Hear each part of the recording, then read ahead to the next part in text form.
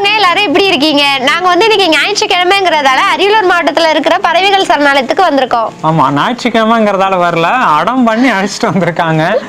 இந்த சரணாலயம் பாத்தீங்கன்னா உங்களுக்கு வந்து கரைவெட்டி அப்படிங்கிற ஊர்ல இருக்குங்க, அரியலூர் மாவட்டத்துல.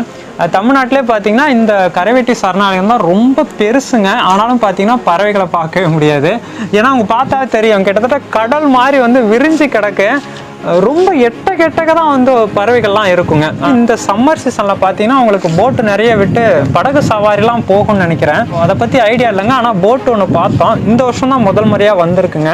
ஸோ இந்த மாதிரி இது வந்து கடல் மாதிரி கிட்டத்தட்ட ஒரு நிறைய ஊரை கவர் பண்ணி இருக்குங்க. இந்த பக்கம் பார்த்தீங்கன்னா தண்ணி இருக்கும். அப்படியே இப்போ அந்த பக்கம்லாம் போயிட்டீங்கன்னா நடுவில் ரோடு இருக்குது பார்த்தீங்களா, ரோட்டை தாண்டி அந்தாண்ட போயிட்டீங்கன்னா ஃபுல்லாகவே வந்து வயல்வெளி, அதாவது டெல்டா ஏரியா. இது வந்து திருமானூர் ஒன்றியத்தில் இருக்கிறதால, அதாவது தஞ்சாவூர் பார்டரில் இருக்குங்க. அதனால் இங்கே வந்து ரொம்ப பசுமையாகவே இருக்கும். எங்கள் மாவட்டத்தில் இப்படி ஒரு சரணாலயம் இருக்குது அப்படிங்கிறது கூட எங்கள் மாவட்டத்தில் உள்ளவங்களுக்கே நிறைய பேர் தெரியாமல் இருக்குது. ஸோ நாங்கள் வந்ததுக்கான முக்கியமான காரணம் என்னென்னு பார்த்தீங்கன்னா, 10 வருஷமாக பார்த்தீங்கன்னா கோழி வளர்த்தாச்சு, வீடியோ எடுத்தாச்சு. இதிலெல்லாம் பார்த்தீங்கன்னா நம்ம நினச்ச நேரத்துக்கு ராஜா மாதிரி இருந்தோம். பிஸ்னஸ்னு ஒன்று ஆரம்பித்ததுக்கு அப்புறம் பார்த்தீங்கன்னா ஒரு ஞாயிற்றுக்கிழமையோட வேல்யூ வந்து எங்களுக்கு இப்போ தாங்க தெரியுது. வாரத்தில் ஒரு நாள் லீவு கிடைக்குது, அந்த லீவை வந்து கொஞ்சம் பீஸ்ஃபுல்லாக யூஸ் பண்ணிக்கலாம் அப்படிங்கிறதுக்கான ஒரு முயற்சி தாங்க. அதுலேயும் பார்த்தீங்கன்னா பையன் வந்து வளர ஆரம்பிச்சிட்டான், பால்வாடிலாம் நல்லபடியாக போக ஆரம்பிச்சதால நிறைய விலங்குகள் பறவைகள் பேரெல்லாம் வந்து தெரிஞ்சு வச்சுட்டு எதை பார்த்தாலும் வாத்து கொக்கு. அதனால அவனுக்கு வந்து நேரடியாக இந்த மாதிரி விஷயங்களை காமிச்சா நல்லாயிருக்கும். அதற்காக தாங்க இவ்வளோ தூரம் வந்திருக்கோம். பெரிய செலவுலாம் கிடையாதுங்க. ஒரு 100 ரூபாய்க்கு பெட்ரோல் போட்டால் கிட்டத்தட்ட ஒரு 40 கிலோமீட்டர்லாம் வந்துட்டு போயிடலாம். ஸோ அந்த மாதிரி வாரத்தில் ஒரு நாள் அந்த மாதிரி குழந்தைகளுக்காகவும் வீட்டில் உள்ளவங்களுக்காகவும் செலவு பண்ணணும் அப்படின்னு நான் வேண்டி கேட்டுக்கிறேன். ஏன்னா நிறைய பேர் இன்னைக்கு அவ்வளோ ஸ்ட்ரெஸ்ஸோடு ஓடிக்கிட்டு இருக்கோம். ஸோ எங்களுக்கு அதற்கான வாய்ப்புகள் நானாலாம் உருவாகாதுங்க, நம்ம தான் உருவாக்கணும்.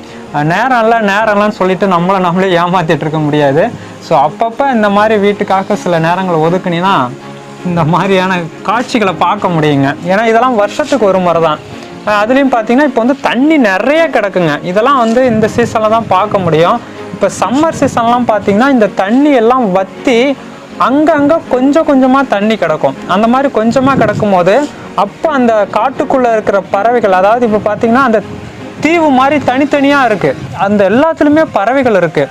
அந்த பறவைகள்லாம் என்ன பண்ணணும்னு பார்த்தீங்கன்னா தண்ணி வத்துனதுக்கு அப்புறம் ரொம்ப கிட்டக வந்துடும், எல்லாமே ஒரே இடத்துக்கு வந்துடும். அந்த மாதிரி ஒரே இடத்துக்கு வரும்போது நம்ம நிறைய பறவைகளை, நிறைய வித்தியாசமான பறவைகளை வந்து நம்ம இங்கே பார்க்க முடியுங்க. இந்த சம்மர் சீசனில் வாய்ப்புகள் கிடைச்சா, அதாவது திருச்சி டு அரியலூர் இந்த லைனில் வந்து கீழப்பழூர் அப்படின்னு ஒரு ஊர் இருக்குது. அங்கேருந்து ஒரு 10-12 கிலோமீட்டரில் இந்த பறவைகள் சரணாலயம் இருக்குங்க. நீங்கள் எப்போ வந்தாலும் இந்த இடத்த நீங்கள் விசிட் பண்ணலாம். அதுலேயும் சம்மர் சீசன் வந்தீங்கன்னா இப்போ நீங்கள் தண்ணியை மட்டும் பார்ப்பீங்க. சம்மர் சீசனில் தான் வந்து எல்லா பறவையும் ஒரே இடத்துல பார்க்க முடியும். சம்மரில் பார்த்தீங்கன்னா நம்ம வீடியோவில் காமிக்கிறதுக்கு நல்லாயிருக்கும். இப்போ பார்த்தீங்கன்னா ரொம்ப லாங்கில் இருக்கிறதால நம்மளால் வந்து வீடியோவில் பெருசாக ஃபோக்கஸ் பண்ண முடியாது. பட் நம்ம கண் பார்வைக்கு நல்லா இருக்குங்க. எந்த பறவைகள் சரணாலயம் போனாலும் நீங்கள் ஓரளவு ஒரு 1 கிலோமீட்டருக்குலாம் சுற்றி வந்துடலாம். ஆனால் இந்த பறவைகள் சரணாலயம் பார்த்தீங்கன்னா கிட்டத்தட்ட 4-5 கிலோமீட்டருங்க. அதாவது ஒரு ஏரியோட மேட்டு பகுதியில் நம்ம பாட்டே சுற்றி ஃபுல்லாக வரலாம், 2 வீலர்லேயே சுற்றி பார்த்துடலாங்க. அந்தளவு ரொம்ப பெருசாக இருக்குங்க.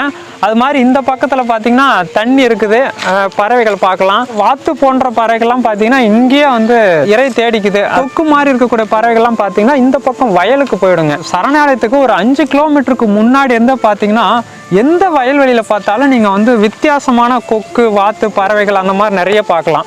நைட் ஆச்சுன்னா எல்லாமே பார்த்தீங்கன்னா இந்த மாதிரி தீவு மாதிரி தண்ணிக்குள்ளே இருக்குது பாருங்கள், அங்கே வந்துடும். ஸோ அந்தளவு ரொம்ப பியூட்டிஃபுல்லாக இருக்குங்க பார்க்குறதுக்கு. நீங்கள் வெளியில் பார்த்துட்டு இங்கே வரும்போது உங்களுக்கு சில விஷயங்கள் குறைகளாக இருந்தாலுமே இதை சரி செய்கிறதுக்கான நிறைய முயற்சிகள் வந்து பண்ணிக்கிட்டு இருக்காங்க. மேபி இந்த வருஷத்துலேருந்து இந்த பறவைகள் சரணாலயம் இன்னும் டெவலப் ஆகும் அப்படின்னு நம்புகிறோம். சரி, நம்ம எங்கே போகிறோம்? காட்டுக்கு போகிறோமா? பாட்டு பாரியா? காட்டுக்கு போகிறோம். அங்கே தண்ணியில் என்ன இசை இருக்கு? வாத்து பாத்தியா? எத்தனை பார்த்தேன்? 5 வாத்து பாத்தியாடா? பொய் சொல்லாத, அங்க நிறைய இருக்கு. ஆமா, இது என்ன அது கையில? என்ன பூ? என்ன பூ? என்னமோ சொல்றான். அப்படியா? கொக்கு பாத்தியா? சரி, மேல போது பாரு கொக்கு, மேலே போகுது, ஏரோப்ளேன் போகுது. ஆமாம், வாக்கிங் போகலாங்க. இந்த சரணாலயத்தை பொறுத்த வரைக்கும் கிட்டத்தட்ட ஒரு 4-4.5 கிலோமீட்டர் இருக்கும்.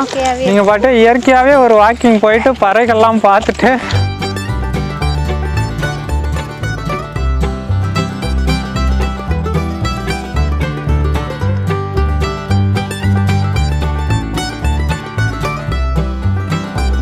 பயங்கரமாக அடிக்குதுங்க.